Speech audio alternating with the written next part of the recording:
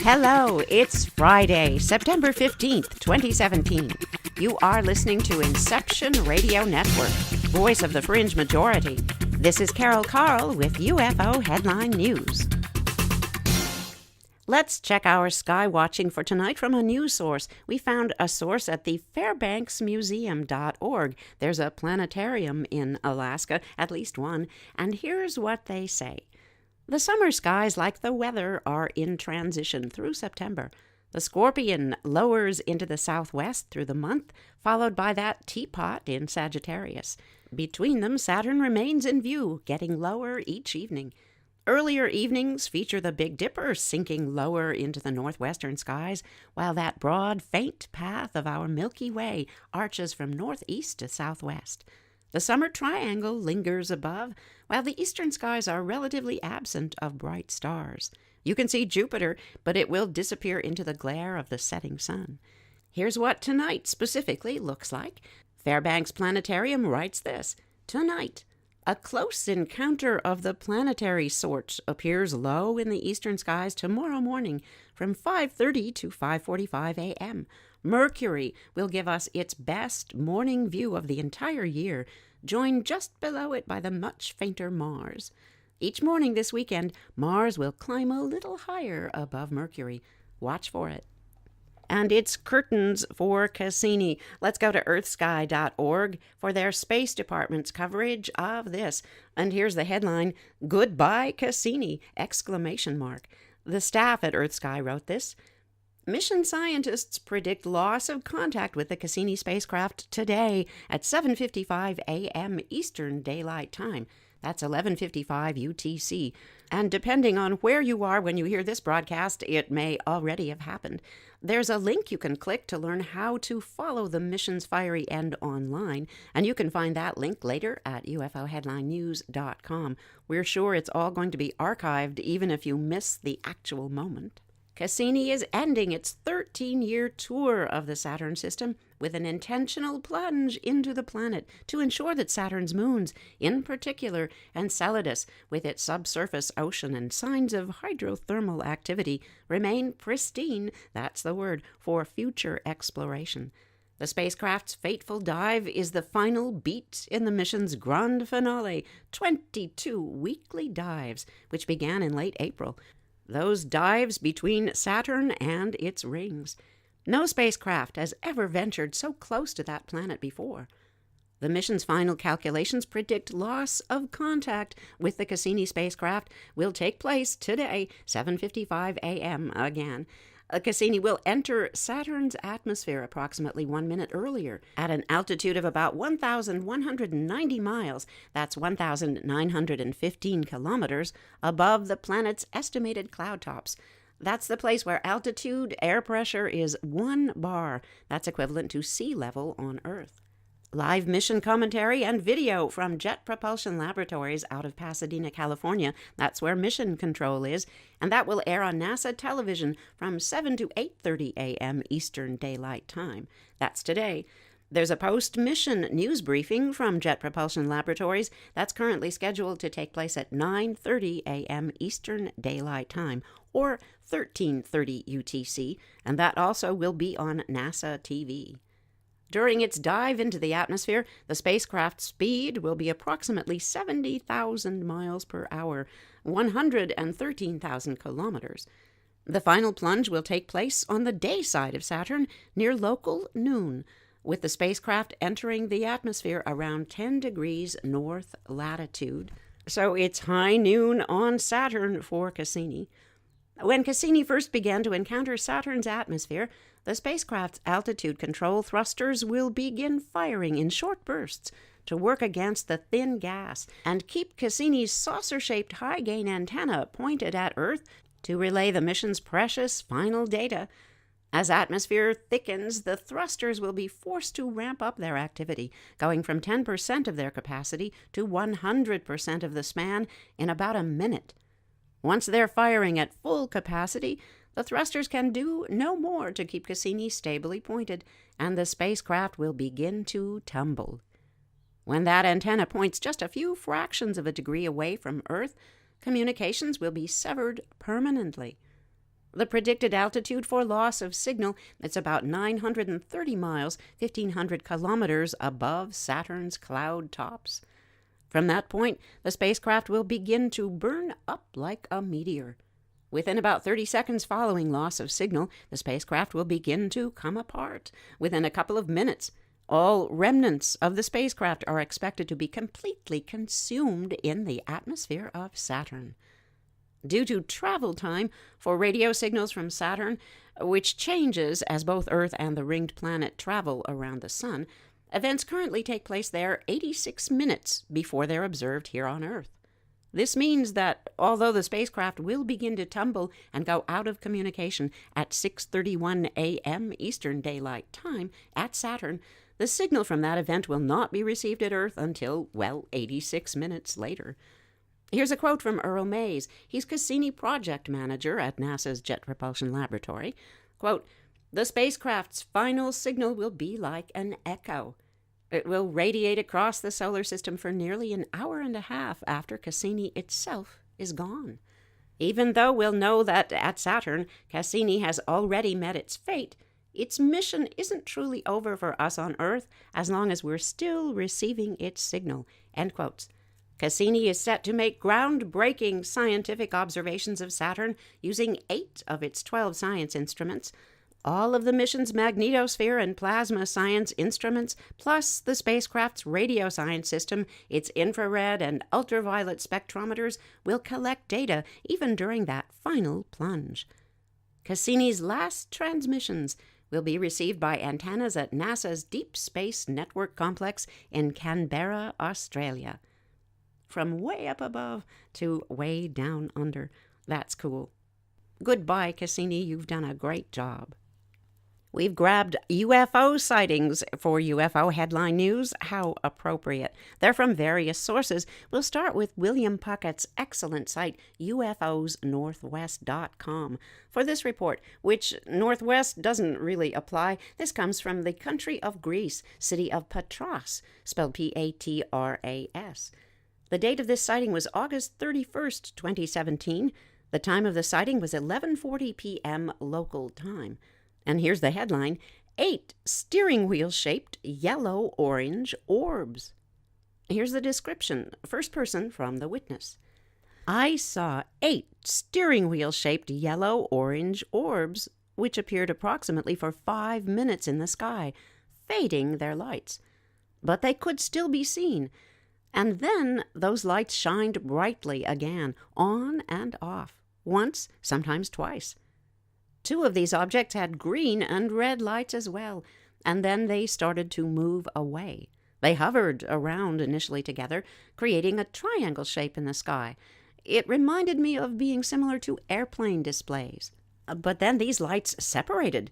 They disappeared behind other apartment buildings, out of my view, and others flew toward a faraway mountain to the right. I may not be the only witness, so I've decided to share this experience with others. I took a photo with my cell phone, but images from mobiles do not exactly come out like the image as seen by the naked eye. Instead, in my case, this image comes up as a light spot. But in reality, it's much more impressive because it wasn't just a spot of light. Obviously, a better camera would capture more detail. Unfortunately, I did not have access to a better camera. Fascinating. Greece, lots of sightings. We'll keep our eyes there. How about a trip to Scotland? That sounds good to me. Bagpipes and everything. From theexpress.com.uk, here's this headline: UFO shocker. Is this the bottom of a flying saucer hovering over the photographer's head? Take a look later at UFOHeadlineNews.com, gentle listeners. Make your own decisions. We have to say, in all the time we've been covering stories for UFO Headline News, we haven't seen the likes of this. This craft was reported photographed by a man who had to, quote, bend over backwards, end quotes, to get it in sight. It was above an oil refinery. The extraordinary image was revealed to the audience at the Outer Limits Magazine's 70 Years of the Modern UFO Era conference held in Hull by UFO investigator Malcolm Robinson. Malcolm Robinson has investigated UFOs since the 1980s. and he says this is the most remarkable UFO picture he has come across. Robinson told the audience that two men were photographing the BP oil refinery at Grangemouth, central Scotland. It was at night, and they spotted a distant red object. It then flew directly toward them, said Robinson. Here's the rest of the quote. This red ball of light shot across them and was 200 to 300 feet above when he took this picture. He literally had to bend over to take it. We all checked with the usual people. There was nothing in the area at that time. It is nice we got a photo. Is that evidence? I am here to tell you to open up your minds, end quotes. That's Malcolm Robinson. He runs Strange Phenomena Investigations, SPI. They're based in central Scotland. You can link to them later at UFO Headline News and see this extraordinary photo. We recommend. From Scotland, we'll take a wee bit of a journey over to Philadelphia, a journey indeed across the pond to the United States side. It's MUFON case number 86410. Philadelphia, Pennsylvania is the city. The date of the sighting was the 1st of September this year. It was reported on the 1st of September, same day report. In summary, saw in straight line, then saw disappear into clouds. There's cool video that accompanies this sighting. There's a humming sound you can hear from this red-orange orb, and then there's the enchanting sound of crickets or maybe tree frogs in the background. Here's what the sighting specifics offer. The viewing distance was over 1 mile and ultimately unknown. The altitude over 500 feet underneath the cloud cover, and then unknown. The sighting duration was 5 minutes, but vexingly, those objects' features are still reported as simply other. The flight path was a straight-line path, and this object, appropriately for today and Cassini, this object was shaped Saturn-like. Here's the report. I was driving home. This wasn't a normal thing in the sky. I thought it was a helicopter at first. Cylinder-shaped, bright red on top, bright white on the bottom. No sound. It passed by 3 times, disappeared into the clouds, and did it again. But you don't see it appear the second time, and the third time it just repeated that same flight pattern. I was scared and excited at the same time. I didn't know if I should call someone or stop and take a video. I called a couple of people after the sighting, and then this thing seemed to reappear a mile or 2 down in the sky towards another area. I took a video, but I don't know how good it is. The camera on the phone wasn't that great. Yep, better equipment needed all around, but still this elusive nature, hard to capture. It's too long for a road trip. We're going to Vancouver, Washington now for the next sighting, so let's just take a zoom. We're there. It's MUFON case number 86602. The date of this sighting is September 10th, 2017. It was reported September 11th. The summary goes like this. Watched lights for about 45 minutes, then quit observing. Sighting specifics, viewing distance over 1 mile, altitude unknown. This sighting duration was 1 hour. We can understand why one might just quit observing. The object features unknown. The object flight path was stationary, and this object is reported to have been shaped like a triangle, a black triangle. No meteorological notation whatsoever, so here's the account. We stepped outside the front door to smoke. We were looking at the Big Dipper when I turned and noticed strange lights to the northwest. I watched for a few moments, and I realized it wasn't a plane. My adult son was with me, and I pointed this out to him. So we stood and watched it. He asked if I had any binoculars, which I did not. And then he said, I'll get my phone. It has zoom. We watched this for 5 minutes, and it didn't move location. I told him I was going to the end of the street to see if I could get a clearer view. Once there, I could see it much clearer, and told him to come down to where I was. So he began taking photos. We stood there for another 20 minutes. During this time, I noticed a neighbor was up with his door open, so I called him out to see this. We watched it for some time, and we all agreed this was not something normal. I'm disabled, so I couldn't stand there any longer, and we headed back to the house, where we watched for a few more minutes. It's now 10:20 p.m., and it's still there, and still in the same position, but now just slightly higher. This thing is very large. It was approximately 5 miles away, that's our guess, and pinky nail size at arm's length in size. Not a planet that I'm aware of, and I'm a sky watcher.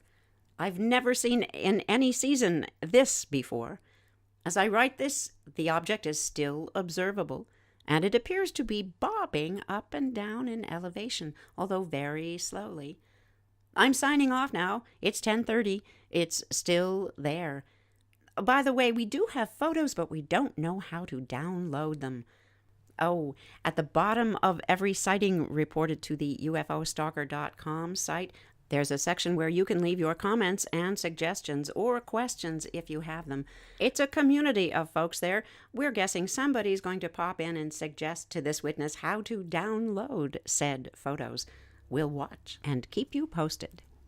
Here's another road trip we've got to take from Philadelphia to the state of California, the Golden State, the city of Marysville, up near the state capital of Sacramento. It's MUFON case number 86641. The date of this sighting is September 11th, 2017. It was reported September 12th. And here's the summary. Driving on Highway 20, noticed a rainbow. Going to take a picture of it. Noticed an orb following the rainbow from the bottom, moving towards the bottom of the rainbow. There are photos. Check them out later at UFOHeadlineNews.com. Our witness lists the sighting specifics thus: viewing distance 501 feet to 1 mile, the altitude 500 feet or less, sighting duration 20 minutes, object features dome, object flight path, path with directional change, object shape sphere. Let's check out the weather. Yikes, the maximum temperature in Marysville, California on this date was 100 degrees Fahrenheit, 38 degrees Celsius, dropping down to a reasonable 68 degrees Fahrenheit, 20 degrees Celsius. The visibility factors, all standard. The maximum, mean, and minimum were all 10 miles, 16 kilometers. And at the time of this account, nothing abnormal weather-wise. Here we go.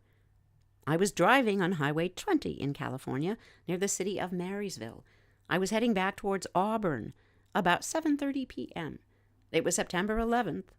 It was cloudy, very misty, very humid. It had just finished raining when I noticed half a rainbow coming out of a cloud. I decided to take a picture of this rainbow, and I noticed at the bottom of the rainbow a white orb, an orb that was moving towards the rainbow and started to move closer up. About from where I was standing, it looked to be a few inches up the rainbow, but obviously it could have been a few hundred feet. At the time, my girlfriend was driving the car, so I was able to take 3 photos. You could see that the orb changed 2 or 3 different directions within those photos. Most of this area, by the way, is rural, farms and mountain ranges. Yep, there's a history of UFO sightings in that region of California. Curious. Just a reminder, gentle listeners, tomorrow is Off the Beaten Path, where we step outside the box and, well, yes, off the beaten path for the UFO Headline News. We found a great story about a fanged creature that washed up on the beach after Hurricane Irma, and we're going to cover that Warrior Princess feature, so join us. Same time slots, just a bit of other stuff, cryptoids, etc. And there's new stuff on that Chicago Owlman. We know you won't want to miss it. Now let's go to an interesting story from the Numismatic News. Yep, all you coin collectors out there. There's a new coin. It marks a UFO anniversary. How cool is that? Here's the story. As all UFO enthusiasts know, the headline of the Roswell Daily Record for July 9th, 1947 read, RAAF captures flying saucer on ranch in Roswell region, end quotes. It was the beginning of what would become the most famous UFO incident of all time. To mark the 70th anniversary of the discovery of the flying saucer, Art Mint has produced a 3D 40mm 40G.925 fine silver glow-in-the-dark $2 proof struck for NIU. Mintage is 700. That sounds like a low number to us. Naturally, such a sensational headline was picked up by national media outlets and rapidly became widespread. The discovery had been made a month earlier, actually, by a local farmer, but it was only on July 7th that the RAAF, and that stands for Roswell Army Airfield, recovered the remains of the saucer. By the following day, the United States Air Force had put out a release describing the wreckage as that of a weather balloon, and its kite, a nickname for a radar reflector, kite. While this turned off most media speculation, it was somewhat economical with the truth, and thus sowed the seeds of the Roswell incident. It was 30 years before those seeds sprouted. In 1978, nuclear physicist and author Stanton T. Friedman got on the case. The accounts that Stanton Friedman and others presented over the following years elevated Roswell from a forgotten incident to worldwide government conspiracy status. In the 1990s, the United States military admitted that at the time of the initial recovery, they had concealed the true purpose of the crashed device. This broadcaster speculates on that a great deal. What was the true purpose, and what was the crashed device? We want to believe. But back to the story. This thing was, in fact, a nuclear test surveillance balloon, says the United States military, and the only one to have survived to that date. This satisfied some, but not true Roswell believers, who hold steadfast to the faith even unto the present day. Check out the coin. Cool photos. Yup, it does look like a flying saucer. You can find those photos later at UFOHeadlineNews.com. Well, we started with a close encounter in the celestial sphere. Let's end with this headline. Day 1 of the first annual Devil's Tower UFO Rendezvous kicks off. Hewlett, Wyoming, KOTA-TV. Believe it or not, something out of this world has come to the town of Hewlett, Wyoming. UFO enthusiasts are in town for the first annual Devil's Tower UFO Rendezvous until the evening of Saturday, September 16th. So if you live locally, there's still time. Some attendants have even personal experience with the extraterrestrial. Bring on alien abductee survivor Travis Walton.